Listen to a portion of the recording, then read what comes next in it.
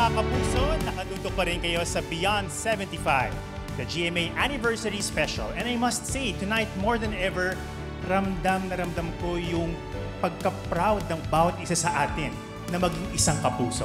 Di ba, Jillian? Yes po. Good evening po sa inyo lahat. Pasensya na po kayo, hindi ko po mapigilan ng aking kilig.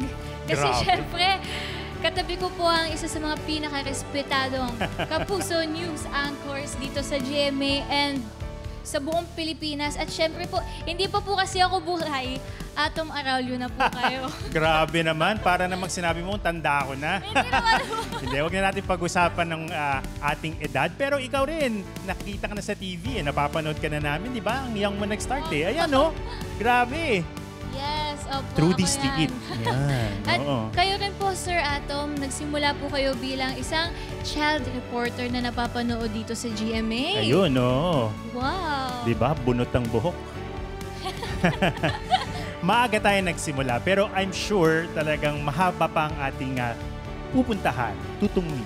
And ako po talaga masasabi ko na sobrang grateful ko po sa GMA.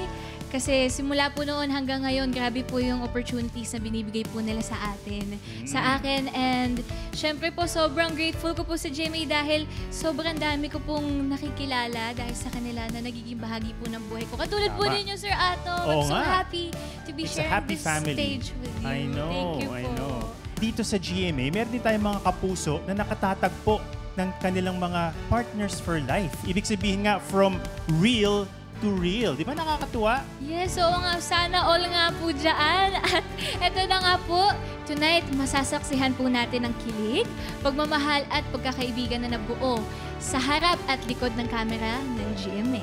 Together with one of the country's most sought-after OPM bands, Ben and Ben. Get ready to experience the Kapuso love with our primetime king, Ding Dong Dantes!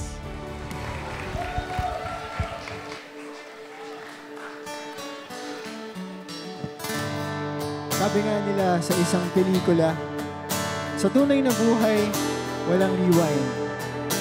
Kaya sa pagmamahal, huwag mo nang hintayin ang susunod na habang buhay.